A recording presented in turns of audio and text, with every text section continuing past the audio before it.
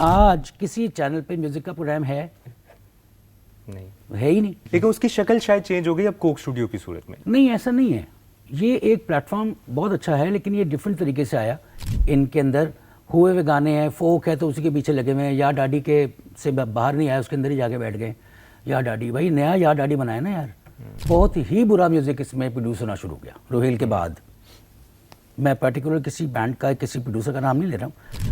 Sajjad Ali legend musician के भाई हैं, तो आप दोनों की केमिस्ट्री भी बड़ी अच्छी रही। इन्होंने जो कंपोजिशन की हुई है एक और लव स्टोरी जो मूवी आई थी, उसमें सिंड्रेला आपने सिंड्रेला उसमें नहीं था। सिंड्रेला अलग से, सोनी लग दी हो मैंने सोनी लग दी, मैं भी ख़रीदार हूँ, लारी अड्डा, और फिर ये सिलसिला चलता रहा। और फिर ब्रेथलेस सॉन्ग भी आपने गाया, 2 गाए आपने। हाँ। जियो के लिए आपने बहुत से कंपोज किए। तो ये सारे गानों की थोड़ी थोड़ी अगर आप हमसे कुछ स्टोरीज शेयर कर सकें। एक और लव स्टोरी, एक्चुअली मैं सजाद भाई और लकी, हम लोगों की एक प्रोडक्शन थी एंड साउंड मास्टर। लेकिन आपको हैरत होगी कि उस फिल्म के म्यूज़िक का तो मुझे अवार्ड मिला, निगार अवार्ड, और उसमें म्यूज़िक कंपोज़र मेरा ही नाम आया, जबकि वो कॉम्पोजिशन सजाद भाई ने की है, उन्होंने कंपोज की हुई थी। अच्छा। हाँ जी, ये ख़रीदार, लारी अड्डा, सोनी लगदी, ये सजाद भाई की है। लेकिन चूँकि म्यूज़िक प्रोडक्शन में हम लोग थे और मेरी उसमें मेरे स्टूडियो में, उस ज़माने में मैंने स्टूडियो अपना नया बनाया था, उसमें सारी जैमिंग होती थी, रिहर्सल्स होती थी, फिर मैंने बजाया उसमें। मैंने बहुत मेहनत की है उस फिल्म के अंदर, उस फिल्म के गानों में। और मुझे याद है वो जो मिड 90s का दौर था, 98-99 और वो सोनी लग दी हो और वो सजाद भाई एक्टिंग भी कर रहे थे, और वो पीक था वैसे आप हाँ, लोगों के, वो जो 90s के म्यूजिक का पीक आप लोगों ने देखा।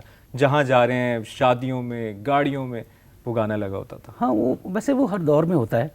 अगर 10 साल 15 साल गुजर जाएंगे तो ये हमें पीक लगेगा, ये जो टाइम जा रहा है कि यार 2025 की क्या बात थी। अब जो जनरेशन उस वक्त बड़ी होगी, तो वो मैंने अभी कुछ अर्से पहले परिजाद किया था। परिजाद हम सफ़र आपने कंपोज किया जी। तो वो उस वक्त जो बच्चे पैदा हुए थे, तो वो उनका तो बचपन का हो गया ना। तो वो चलता रहेगा, इट्स नेवर एंडिंग स्टोरी। लेकिन बात यह है कि आजकल जो OSTs बन रहे हैं, यानी मैं स्टार्ट करूंगा, बहुत से अच्छे OSTs हैं। अहमद जाज़ेब का भी रिसेंटली आया था, फिर ये मेरे पास तुम हो बड़ा हिट हुआ, बहुत हिट हुआ। आजकल के music audience YouTube, social media वगैरह की वजह से ज़्यादा बढ़ गई है, या उस दौर में भी लोग ज़्यादा सुनते थे लेकिन रीच कम थी? नहीं, उस वक्त रीच ज़्यादा थी। इस बात को उल्टा कर लेते हैं। उस वक्त हमें लगता है कि शायद उस वक्त कम होगी, लेकिन उस वक्त रीच ज़्यादा थी, क्योंकि उस वक्त ऑडियो था, विजुअल्स नहीं था। कि किसी को, किसी म्यूजिशियन को या किसी भी आर्टिस्ट को अपना सॉन्ग देने के लिए, हाँ ये ज़रूर था कि म्यूज़िक वीडियोस भी थे, लेकिन ये काम चैनल का था, क्योंकि उस वक्त चैनल पे म्यूज़िक के प्रोग्राम्स आते थे, तो उसमें आप अपना जो भी हल्का फुल्का वीडियो कर के उस पर चला देते थे, वो वहाँ रन होता था। आप मुझे बताएं, आज किसी चैनल पे म्यूज़िक का प्रोग्राम है? नहीं, है ही नहीं। और आप करते थे म्यूजिक मेनिया PTV मैं डायरेक्ट करता था वो। तो हम तो यानी, लेकिन उसकी शक्ल शायद चेंज हो गई अब कोक स्टूडियो की सूरत में से। नहीं, ऐसा नहीं है। ये एक प्लेटफॉर्म बहुत अच्छा है, लेकिन ये डिफरेंट तरीके से आया। इसमें सब लोगों को अपना म्यूज़िक जो है वो दिखाने की, सुनाने की वो जगह नहीं मिलती है। जाहिर है कि वो लिफ्टेड म्यूज़िक है ज़्यादातर। इनके अंदर हुए हुए गाने हैं, फोक है तो उसी के पीछे लगे हुए हैं। या डाडी के से बाहर नहीं आया, उसके अंदर ही जाके बैठ गए। या डाडी भाई नया या डाडी बनाया ना यार। भाई बात ये है कि या डाडी भी तो बना था ना। फोक जो है ना, उसकी डेफिनेशन ये कि जो जिसका ना पता हो कि जी ये किसने किया था, ये आइटम किसका था, ये पता नहीं कब से लोग कहानियों में गाते आ रहे हैं, लोग सुनाते हैं, तो वो फोक हो जाता है।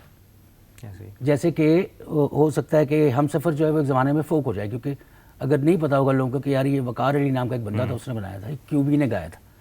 कहेगा पहले किसने गाया था? यार पहले पता नहीं शायद उसने गाया था या किसने गाया था, मोहम्मद जावेद ने गाया, तो वो फोक हो जाएगा। तो इसी तरह से लेकिन नई चीज़ें। अच्छा, कोक स्टूडियो की भी अगर पर्टिकुलरली हम बात करें, वो भी 3 फेजेस में हुआ। रोहेल हयात ने भी किया, स्ट्रिंग्स ने किया, फिर अब जुल्फ़ी कर रहे हैं। जुल्फ़ी जब से कर रहे हैं, उसकी रीच उस तरह इस जनरेशन तक ज़्यादा है, शायद उस जनरेशन के हिसाब से चल रहे हैं। पसूड़ी एक बहुत बड़ा हिट हो गया, बहुत। तो पसूड़ी के बाद बहुत सी चीज़ें कोक स्टूडियो की चेंज हो गई। और आपके ख्याल में इन तीनों फेजेस को आप कैसे देखते हैं? स्ट्रिंग्स का फेज़, रुहेल हयात का, जुल्फ़ी का। रुहेल वाला एक बिल्कुल डिफरेंट था, तो वही एक बहुत अच्छा क्लीन म्यूज़िक एक प्रोड्यूस हुआ था, जो कि रुहेल इन सब में म्यूजिशियंस और प्रोड्यूसर बहुत अच्छे हैं। तो उनका जाहिर है कि वो उन्होंने एक इंडस्ट्री में इतना बड़ा चेंज लेकर आए, लेकिन आहिस्ता आहिस्ता ग्रेजुअली वो बढ़ने की बजाय नीचे आना शुरू हो गए जब और लोग भी इसमें आए। तो वो जो एक उसमें एक इंडिविजुअलिटी थी अपनी, कोक का जो साउंड था, वो तो बेड़ा गर्क की जाहिर है सुनाई दिया। फिर लोगों ने ये भी कहा कि जनाजा निकल गया कोक का, या जो भी है। हमारा बुरी बात है, अगर ये आप कट करना चाहें तो कर सकते हैं। नहीं, हम चलाएंगे जो अच्छा, आप कह रहे हैं। तो वो इसीलिए कहा कि बहुत ही बुरा म्यूज़िक इसमें प्रोड्यूस होना शुरू हो गया रुहेल के बाद। मैं पर्टिकुलर किसी बैंड का, किसी प्रोड्यूसर का नाम नहीं ले रहा हूँ, लेकिन म्यूज़िक इंजीनियरिंग साउंड की वर्स्ट जो रुहेल खुद करता था, बहुत अच्छा। मुझे पर्सनली रुहेल बहुत आपको ऑफर नहीं हुआ कोक स्टूडियो कि आप बिल्कुल मुझे ऑफर हो गया था, लेकिन मैं उसकी कोई एक एपिसोड करने के मूड में नहीं था। मैं कोक पूरा सीज़न करने के मूड में था कि इसको मैं, और जो मैं चाहता था वो ये कि इसमें लिफ्टेड सॉन्ग्स ना आए और हम लोग नए काम पे फोकस करें। बलोची मैं लिखवाऊंगा, मैं बनाऊंगा। सिंधी फोक मैं बनाऊंगा। पंजाबी मैं लिखवाऊंगा, मैं बनाऊंगा। नया बनाएंगे, जो होगा नया होगा। गाए हुए गाने क्यों ला रहे हैं इतने? मैं यही सवाल पूछना चाह रहा था कि क्यों रंजिश ही सही और गुलों में रंग भरे, अभी ना जाओ छोड़ के, ये ही चल रहे हैं, और आप नुसरत फ़तेह अली खान साहब की कवालियाँ वो ही रिपीट चल रही है, तो नया कंटेंट क्यों नहीं बन रहा? वो रिपीट हो रही है और उस पर नाम भी कुछ और आ रहा है। यानी कि पोइट का नाम जो है ना, वो सिंगर ने अपना नाम दे दिया कि जी ये मैंने लिखा है, जबकि वो बेदिल साहब का था। इस तरह के मैं आपको कितने गाने दिखाऊं, कितने सॉन्ग्स दिखाऊं। है यही कि जो इंडोर्स हो जाता है। मुझे ये बताएं कि एक बोतल है, आपको दुकान पे जाएं आप, तो आप वो ड्रिंक मांगें और वो आधी पी भी हो किसी ने, कोई लेगा कोई? वो तो वही वाली बात है ना। आप एक बोतल, एक चीज़ जो यूज़ हो गई है उसको, ठीक है एक रुहेल ने किया तो बहुत अच्छा किया, लेकिन यार अब इसको फॉर गॉड सेक छोड़ देना। मैं कंपोज़र हूँ, मैं फिर वही बात करूँगा कि मैंने मुझे पता है कि मैं कंपोज़र हूँ, तो मैं कंपोज करता हूँ। और इसको बहुत अच्छे आर्टिस्ट हैं, मुझसे कहीं ज़्यादा अच्छे वोकलिस्ट, राहत फ़तेह अली ख़ान, असरार, अली अज़मत, सजाद अली, शफ़क़त अमानत अली, आबदा परवीन, सनम मारवी। मैं किसी का नाम अगर भूल गया हूँ तो मैं माफ़ी चाहता हूँ। बहुत सारे हमारे जो आर्टिस्ट जो क्यों भी, मकसद ये लोग क्या हल्के आर्टिस्ट हैं? नहीं ना। तो मुझे पता है कि ये यहीं पे एग्जिस्ट करते हैं, सांस ले रहे हैं, ये सब माशाल्लाह अलाइव हैं। इनको देखें वो लेकिन वकार भाई, इसमें ये भी तो एक बात है ना कि इसी तरह नए नाम आते हैं। हाँ। कभी ना कभी आतिफ असलम एकदम आया था सामने, बिल्कुल, कभी ना कभी एकदम राहत फ़तेह अली साहब आए थे सामने। तो अभी जो रिसेंट पास्ट में कोक स्टूडियो हमने देखा है, उसमें नए म्यूजिशियंस भी आए हैं, उनकी फॉलोइंग भी है, बहुत अच्छे पसंद भी कर रहे हैं। बिल्कुल। तो शायद ये भी एक पार्ट ऑफ द एक्सपेरिमेंट होता है कि यार इसको चांस दें, ये बड़े नाम हैं, इनका गाना सुना जा रहा है, इनको लोग फॉलो करते हैं, लेकिन why not this guy, why not this guy? ये भी एक वजह हो सकती है। हाँ, अगर वो उस जगह पे आता हो कि एक बेसिक्स कम से कम सिंगिंग के जो होते हैं ना, कम से कम वहाँ तो आता हो ना, चाहे वो वेस्टर्न गाता है चाहे ईस्टर्न गाता है, तो कम से कम वो उस स्टेज पे तो होगा ना। अब वो है ही नहीं उस स्टेज पर। अच्छा, सारा ट्यूनर। इस वक्त आपको कौन बेहतर लगता है इस जनरेशन में?